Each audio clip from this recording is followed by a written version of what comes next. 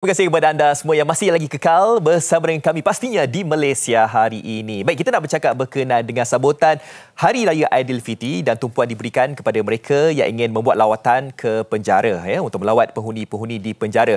Kalau sebelum ini, kalau anda nak melawat penghuni di penjara, boleh datang sahaja. Tetapi untuk waktu pandemik sekarang ini, kalau anda nak mengunjungi saudara-saudara ke kenalan yang berada di penjara, kena ada temu janji terlebih dahulu. Jadi untuk memperkatakan tentang lawatan khas keluarga penghuni penjara sempena Aidilfitri, kita bersama dengan Timbalan Komisioner Penjara Tuan Abdul Kadir Jalani Ismail, Ketua Unit Seksyen Rawatan dan Layanan Bahagian Pengurusan Banduan Jabatan Penjara Malaysia. Assalamualaikum Tuan. Waalaikumsalam warahmatullahi wabarakatuh. Baik Tuan, itu dia seperti mana yang saya katakan tadi, ianya bukan menjadi kelaziman tetapi dah pun ada kelainan untuk mereka yang ingin mengunjungi kenalan mereka, saudara-saudara yang berada di penjara, kena ada satu temu janji terlebih dahulu. Ya. Jadi bila agaknya untuk temu janji itu, Tuan? Okey, untuk temu janji ini kita bermula pada hari ini. Baik. Dan sehingga 10 bulan Mei.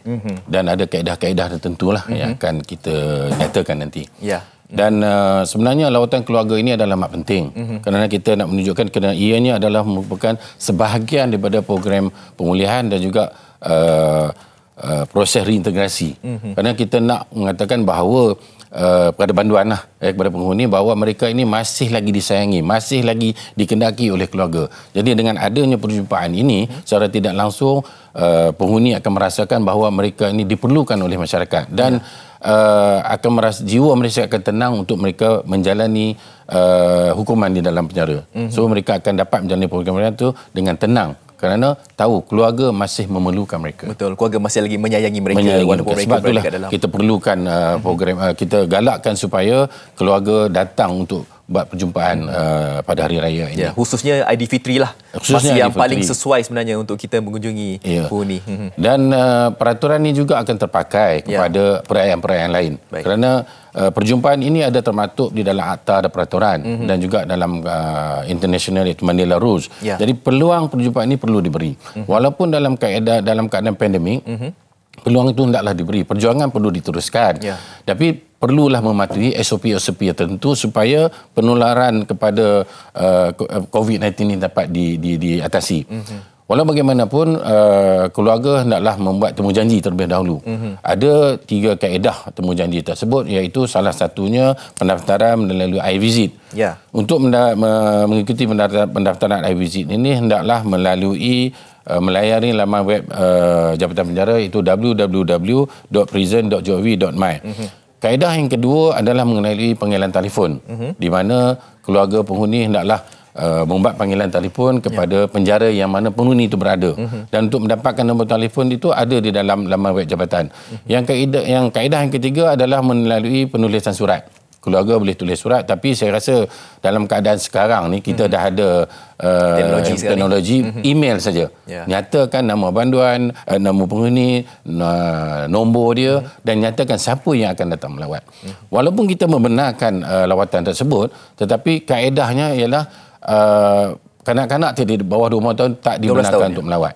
Dan bagi penghuni warga emas, keluarga warga emas yang berumur 60 tahun ke atas, mereka juga tidak digalakkan. Jadi pelawat-pelawat yang nak datang tu hendaklah mematuhi SOP yang telah kita gariskan panduan, iaitu hendaklah penjarakan hendaklah berlaku, memakai mask dan kita juga akan mengambil suhu. Dan bila berada di penjara itu hendaklah scan MySejahtera. Jadi kalau ada yang berisiko, yang demam tu, saya nasihatkan supaya tidaklah datang. Dan hanya 2 orang pelawat saja dibenarkan untuk berjumpa dengan banduan. Dan untuk tahun ini kita hanya benarkan sekali saja perjumpaan untuk mana-mana banduan. Jadi patuhilah SOP. Yang pentingnya apabila kita patuhi SOP, penularan COVID-19 itu tidak akan berlaku.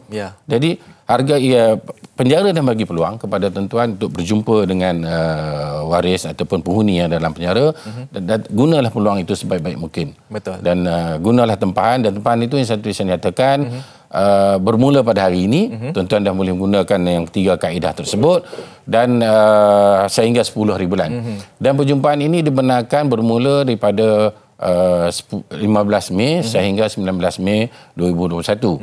Dan walau bagaimanapun, walaupun kita membenarkan perjumpaan ini, ianya tidak akan terpakai kepada penjara-penjara yang berada dalam zon ataupun daerah yang dilaksanakan PKP atau PKPD. Ya. Untuk mengetahui sama ada penjara itu di dalam PKP itu, tuan-tuan bolehlah lari laman web penjara sebab kita akan kemas kini mengenai perkara ini. Dan sehingga hari ini semua penjara boleh dibenarkanlah. Sehingga hari ini kita tak tahu apa akan berlaku. Tapi insya-Allah benda ini akan dikemas kini dalam website Jabatan Penjara. Cuma sekolah yang digeni Teluk Mas saja kita tidak membenarkan sebab mereka baru saja lepas daripada PKP. Jadi saya haraplah tuan-tuan, keluarga-keluarga penghuni ini berilah sokongan, tunjukkan bahawa mereka ini masih lagi disayang. Baik, betul. Kurang tenanglah mereka berada. Ya, kita kena ambil kesempatan ini kan tuan, kan sempena hari raya ini. Baik tuan, saya percaya juga bahawa ada di antara keluarga kita mungkin yang mana keluarga mereka yang berada dekat dalam penjara itu nak tahulah mungkin ada aktiviti-aktiviti yang telah pun disusun atur, khususnya sempena sekarang ini berada dalam fasa bulan Ramadan, dan mungkin ada lagi aktiviti-aktiviti lain ketika Syawal nanti tuan. Seperti saya nyatakan, walaupun pandemik COVID, perjuangan perlu diteruskan. Pemulihan banduan perlu diteruskan. Jadi dalam keadaan Ramadan ni, kita program seperti dulu tetap kita adakan, iaitu banduan-banduan digalakkan untuk bertadarus, majlis berbuka puasa dan sembahyang tarawih. Banduan juga digalakkan untuk membayar zakat. Dan untuk pengetahuan tuan-tuan semua, baru-baru ini Menteri Agama telah membuat lawatan ke beberapa buah penjara untuk menunjukkan bahawa sokongan dalam program semasa Ramadan ini. Jadi walaupun program ini diadakan, tetapi tetap patuh dengan SOP penjarakan, bilangan banduan yang menyertai itu kita hadkan. Selagi mana program itu boleh dilaksanakan, kita tetap akan laksanakan dengan mematuhi SOP yang ketat. Banduan memakai mask, penjarakan akan berlaku. Itulah, alhamdulillah program itu diteruskan. Begitu juga dengan kemahiran-kemahiran. Hari ini lebih kurang 10,000 orang banduan penghuni telah menjalani program bersijil atau tidak bersijil. Maknanya perjuangan itu diteruskan. Kita tidaklah mengurung semata-mata dengan alasan COVID, tetapi kita mematuhi SOP yang telah ditetapkan. Jadi ini adalah dapat mengelakkan penularan wabak COVID. Betul. Baik tuan, dalam masa terdekat ini Jabatan Penjara Malaysia akan meraikan sambutan untuk Hari Penjara, kan? Jadi mungkin tuan boleh kongsikan dalam masa 1 minit ni tuan, pengisiannya. Jabatan Malaysia akan menyambut ulang tahun yang ke-231. Dah lama sebenarnya. Ya, dengan sambutan ini insya-Allah akan diadakan pada 25 bulan Mei 2021 di Maktab Penjara. Matlamat utama sambutan ini adalah sebagai pengiktirafan kepada kaki tangan penjara, dan juga dalam sambutan ini kita akan dedahkan, kita akan ceritakan apakah yang telah dilakukan oleh Jabatan Penjara untuk memulihkan banduan-banduan ini. Dan jadi masyarakat dapat mengetahui adakah penghuni ini hanya dikurung saja. Apa yang berlaku dalam penjara. Jadi melalui sambutan Hari Penjara ini kita akan war-warkan, kita akan tunjukkan program-program yang telah dilaksanakan oleh Jabatan Penjara demi untuk kebaikan memulihkan semula banduan supaya bila dia keluar daripada penjara dia menjadi seorang manusia yang bertanggungjawab, menghormati undang-undang. Itulah matlamat utama kita nak. Supaya masyarakat tahu inilah yang telah dilaksanakan oleh Jabatan Penjara.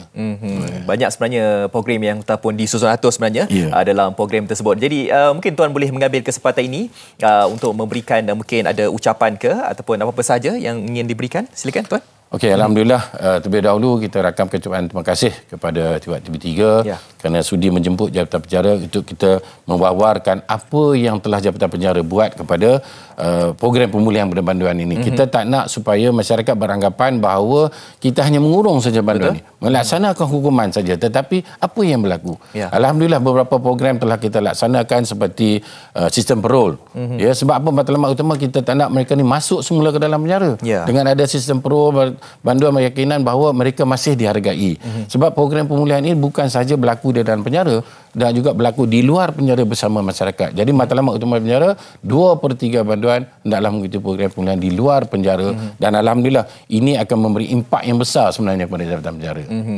Jadi itulah dia apa yang tuan katakan tadi, sebenarnya kita pun yang mungkin tak tahu dah sebenarnya dalam penjara sebenarnya banyak program yang telah pun disusun atur khasnya untuk penghuni di penjara. Baik, terima kasih tuan atas masa yang diberikan. Jadi kepada anda semua yang mungkin ingin melawat saudara mara kita yang berada di penjara, jangan lupa temu janjinya telah pun dibuka mulai hari ini sehingga 10 Mei dan tarikh untuk anda melawat penghuni di penjara adalah pada 15 sehingga 19 hari bulan Mei 2021. Baik, terima kasih diucapkan kepada Timbalan Komisioner Penjara Tuan Abdul Kadir Jalani Ismail, Ketua Unit Seksyen Rawatan dan Layanan Bahagian Pengurusan Banduan Jabatan Penjara Malaysia.